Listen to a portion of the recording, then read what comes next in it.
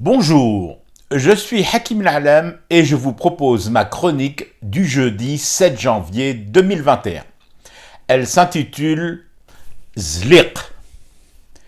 Le ministre des Finances est catégorique. Il y a eu de graves dérapages dans l'octroi de crédits bancaires. Il est bon que le premier responsable du secteur dise les choses, les dise clairement et leur donne un nom: dérapage. Là, maintenant que nous savons qu'il y a eu de graves dérapages, nous pouvons enfin aborder cette question de manière sereine et sérieuse. Et surtout, y remédier dans les plus brefs délais.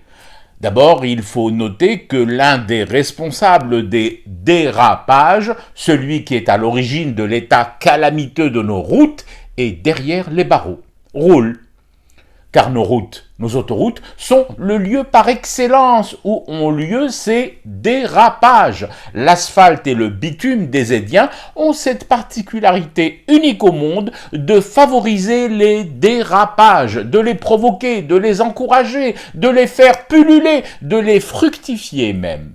D'ailleurs, comment pouvait-il en être autrement lorsque vous chargez de grosses huiles frelatées de chantiers comme cela? Il ne faut pas s'étonner ensuite qu'il y ait autant de dérapages.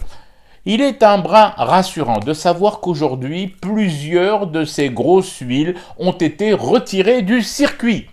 Mais d'autres restent encore dans les tuyaux de la République. Des huiles recyclées, le comble.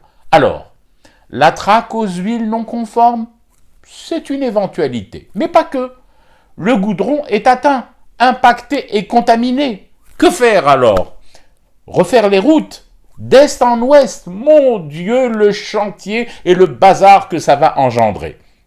Le marché de l'huile, quant à lui, est opaque, dense et pas fluide du tout. Celui du bitume, je ne vous dis même pas. Alors, installer une haute commission de surveillance des dérapages, c'est aussi une option. Mais qui va en désigner les membres? Une grosse huile? Une grosse huile dont la limousine ne passe jamais par cette foutue autoroute et qui préfère l'avion à la voiture? Difficile à trouver, d'autant plus que des experts en aéronautique m'ont assuré, sous le couvert huileux et gras de l'anonymat, que les couloirs aériens n'échappent pas non plus au risque élevé de dérapage. On a ainsi vu des balais fous et insensés d'avions ces derniers jours, avec des décollages et des atterrissages plus qu'improbables. Et ce qui n'arrange rien, c'est qu'un avion qui dérape, ça provoque plus de dégâts qu'une voiture, et encore plus qu'un crédit. Casse-tête, véritable casse-tête. Je ne vois qu'une solution urgente: remettre tout le monde à la marche à pied, avec obligation pour tout ce beau monde de porter des chaussures équipées de semelles anti-dérapantes.